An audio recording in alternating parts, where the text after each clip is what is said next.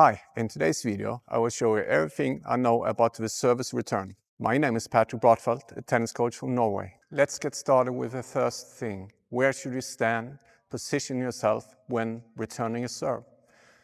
Well, you should stay in the middle of both angles of your opponent's serve. So let me show you on the court. Your opponent have two options with angles. First one is hitting a serve here, somewhere. The second one is here. What that means, if your opponent is hitting a serve over here, it will land back here.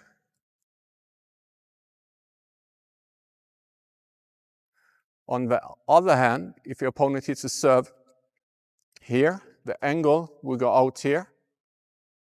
So the two options were in the middle, land somewhere around here in the middle. It's difficult for right-hander to push you further away. If you're playing against the right-handed, he can hit in short in the service box and get an angle of it out here. So you should stand in the middle of these two lines. It was 8 steps here, and it would be somewhere around here. So I'm leaving that side open, because if my opponent is able to hit that slice serve, I have to cover that ball out here. So we'll have equal distance between those two lines. What I see beginners, recreational players, they are standing here in the middle of a service box. What that means, it's really difficult to get the return that's short with angle. You have to run out all the way out there. It's really hard to get that serve. Yes, it all depends on who you're playing with. If you notice your opponent can't hit a slice serve, yes, you can cheat a little bit and standing a little bit closer here, but not in the middle here. So it all depends on whom you're playing against. So usually, roughly, you would stand somewhere near the singles line. Okay? If you're playing against a left-handed, what you want to do then is take a step over here, because it's harder for them to serve out there. They have a slice serve going that way. On the backhand side, you have to stand further out to get that slice serve. Okay, so how far back should you stand? Well, that all depends on how fast your opponent's serve is. So if I'm playing against a really hard serve, like 180, 200 kilometers an hour, I will stand more back here and move forward. If it's a decent serve, 150, I will stand more closer to the baseline. And if it's against beginners or something, I will stand inside the baseline and take a split forward. You don't want to stand too close, because if you're doing this, moving backwards, it's not good. You should always move forward. So remember that, always move forward. Another common problem I see is standing too far back and I have to run to the ball. That's not good either. So then you want to stand closer and take a split and hit. When you're standing ready to receive the return, you want to be in an athletic position. So if this is your hip width, you want to stand 1, 2 feet from your hips. That's roughly 1 racket between your legs. The reason why is because if you're standing up like this, it's really easy to push you back. Okay? So if you're standing more with wider feet, it's hard to push you back. You can stand against a fast serve. Okay? So that's the first step with your feet. And you can stand, as I said, closer or more back. I like to stand somewhere around here when I'm playing against my opponents. With serving in between, hard and less hard. If I'm playing against someone who's serving really hard, I take a step back. So it all depends who I'm playing against. Anyway, and it also depends on your footwork. Okay, so there are 3 ways you can do this. One is like Nishikori, standing more like this, and then you take a foot forward and split. The one I grew up with, not grew up with, but got taught later on, was Murray, 1 step forward and split. But lately, I started to copy more Djokovic style. You see the latest players are more with feet like this, and I take a small step forward or lift 1 foot up, small step and split. The reason I like this better is because it's faster way and you still move forward and it's less complicated. So you're standing in ready position, wide feet, and think about getting more weight inside like this with your feet. So when you're standing here, toes straight forward. So you're not standing with your toes like this, because then it will be more butt muscles working and it will be slower on the court. If you're standing with toes forward, you will get more power from your legs here. It will be faster this way. So when I take a step forward, split. And after I split here, I would take 1 more step to the side if I see it's a forehand or a backhand. A little bit forward, a little bit forward. So that's progression number 2. So what's really important here, if you watch my feet. So I'm standing here. I take a split step. When I split, you see I'm falling forward.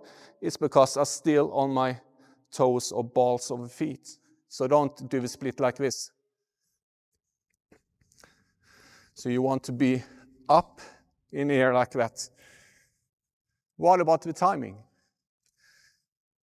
Well, to time the split step, you have to watch the service motion. So it depends on what option you choose. If you choose the step forward, like this, Murray style, I will watch for this release.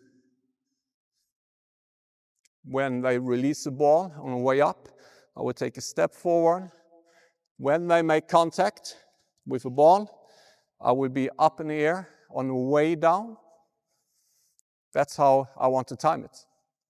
It's the same if I do with Djokovic. Here, I'm ready, small step, and up.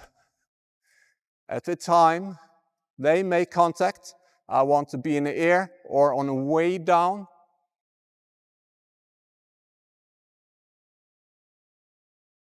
So a common mistake I see is doing a split step too late. I was recording my students the other day, my competition players, and most of them were too late. They were making contact, they were doing the split step 1 foot forward when the other person were making contact. So they were too late into a split step.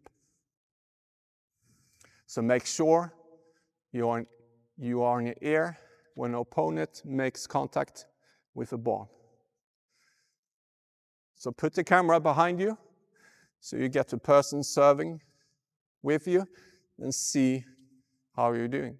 I was watching, I believe it's 2-minute tennis, and he said it's 0.2 seconds in the air So when the opponent makes contact to landing, it's 0.2 seconds.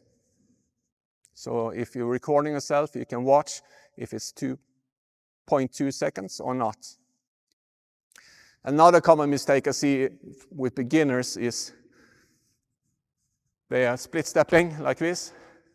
Opponent is making contact and then they are moving. But then it's no use to have a split step.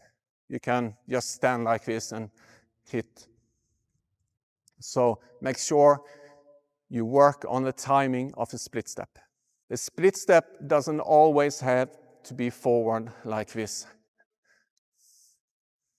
If you watch one of my other videos, when I was playing a set against David, you can see that I knew the serve was coming to my backhand.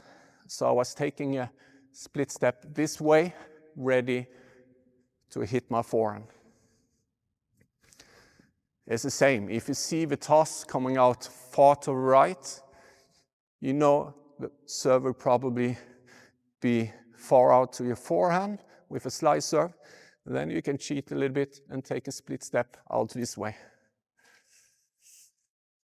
You can see Djokovic doing this a lot of times. If he's reading the serve, he's cheating one way. But even though he's cheating and the serve is coming there, he will still have time to move here because of a split step. So after the split step, what will happen then? I have a split step. The ball will come to my forehand. What I will do then after the split step is turning my shoulders. I will rotate this right foot, pivot, and I will step in, hit, and follow through. So if you're standing closer to the baseline, it's more of a block return, like Djokovic is doing. So the same on the backhand. You have a split step, pivoting, and contact and foot forward. Split, rotating your shoulders, and step out, turning this left foot, contact, step in.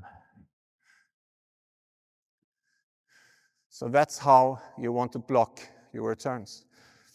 If you're Nadal, Casper Ruud, Medvedev, they're standing back here and have a little bit split forwards, but then they have a full swing like a normal stroke and hitting it deep in the courts. But most of the players are taking time off when returning. So practice on that one first. And sometimes if you play against a big server, step back. I've done that a lot of times. I couldn't react to the serve, I step back. What that also would do is the service box will be bigger. And if you're playing against a good player, he probably will serve slice out to the right. But some of them are like, oh, I'm going to ace you, and trying to hit harder, and then it goes into the net or out. So you can play mind games with your opponent. So don't always stand at the same point. Change it up. Maybe leave that side open a little bit longer. You can stay closer and then take a split step back. So yeah, try to change it up so your opponent can't read you. What about the swing? Well, on return, when you're stepping up forward, you always want to move forward. Your take back should be shorter. So you don't want swings like this, up here and back here. What you want to do is be more compact here and moving forward. One great tip I know of is to have your hands further in front of you. Because if you have your hands further in front of you, and when you turn, it will stop here. It's impossible to get it further back, almost. You see, if my elbows are back and I'm turning, my racket will be here. My elbows are forward. I'm turning. My racket will be here. Back, here, forward, here. So if you're playing against an opponent who hits really hard serves and you want a shorter backswing, get your arms further in front of you. So we grip. It depends a little bit if you're playing one hand or two hands. If you're playing in two hands backhand, I would stand with my forehand grip and have my backhand grip with the left hand. So if I see the ball coming to my forehand, I will make my forehand swing. If I see the ball is coming to my backhand, I'll take my left hand, switching a grip like this, and I'm ready. However, if you're playing with one hand, if you're holding a semi-western grip, you have to change all over to this grip, eastern backhand. That's a long way. So what I like to teach or do myself is holding an eastern forehand like this. Then I have half a way to my backhand, half a way to my forehand. So it's much faster for me to turn, turn, turn, turn. So if you have problems with your backhand return, try to be more towards eastern grip. Sometimes I'm holding continental as well, the hammer grip, and just blocking the return over. If I know I missed a lot of returns, I'm just blocking it, holding continental. But if I'm playing against a really good opponent who attacks me when I just block it, I have to hit it, blocking it more flat over. Yes, so number one, the grip. Number two, athletic position. Number three, keep your elbows further in front of you. 4, split step. 5, take your foot nearest you, in front of you or to the side, and continue forward. That's how you will get a good, perfect return. So that's first serve. What about the second serve return? Well, it's the same, except if you're playing at a higher level, you will have kick serves that will be up here. So then you have to position yourself according to the opponent's serve. It's easier to take on way up than taken on way down, because if you're taken on way down, you'll be all over the place. They might have topspin with a little bit slice and it will be awkward. But if you're playing Casper Ruud Nadal style back here, then you're taken on a way down and it's easier. But if you're standing somewhere around here, you might ending up getting here. So get closer, take a ball early. What that also will do is taking time away from your opponent. So on the second serve, maybe you're standing closer to the baseline, taking a split and stepping forward, ending up inside the baseline. A little bit more here, split, ending up inside. Okay? As I said, if you're a beginner, the serve will be slower, standing closer, 1 meter inside the baseline.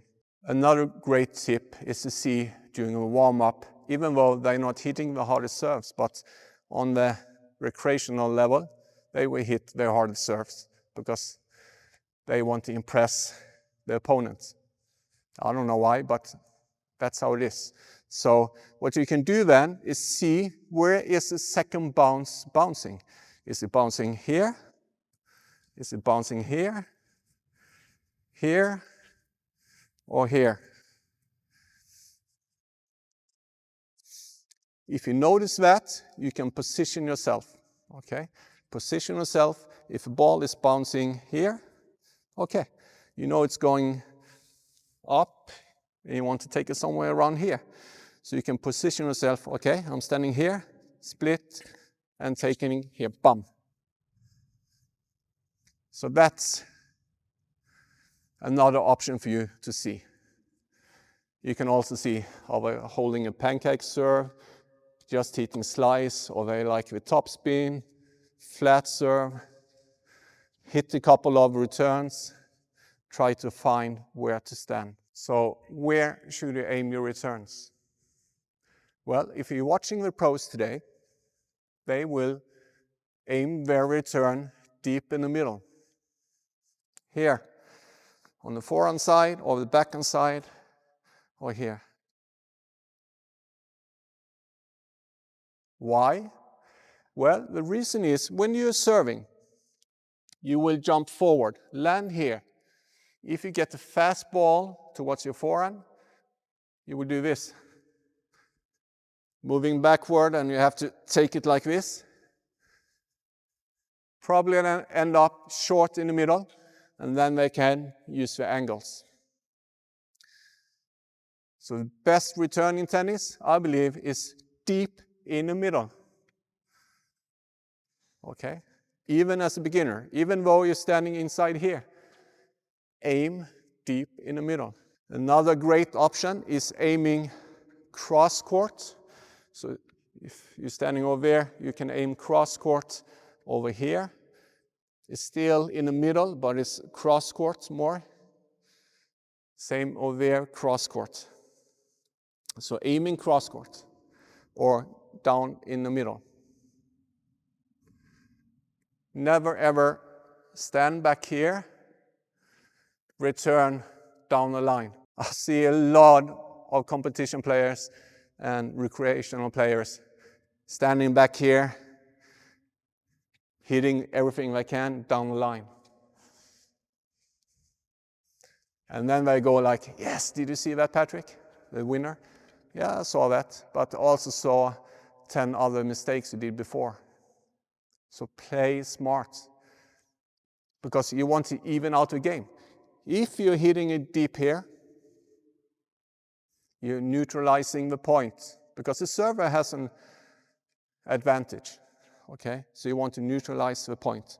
Keep it down here, get the rally going, and win the point that way. On the second serve, so when you're standing closer, yes, you can hit down the line then. Only problem I see is if you're a beginner or lower level, don't aim down the line, because it's easier to hit out. And the other reason is it's not hard enough. Your opponent runs it up and we hit it cross court, and you will be out of position. It takes you longer time to move back and defend. So aim in the middle, then you just have to run back here and you can defend. So the option hitting hard into the middle is the best option. Another way is to hit cross court, and you want to aim a little bit shorter with an angle. So it passes the singles line before the baseline. That's a really good return as well, if you have that opportunity. So firstly, deep in the middle. Secondly, short cross court. Third, if you can kill the ball, hit it down the line. But be careful, because you're leaving a lot of court open with the cross court. You rather would leave a lot of court open, hitting a cross court, make your opponent hit down the line. That's a lot tougher shot, and you have a cross court open. Safer to hit cross court.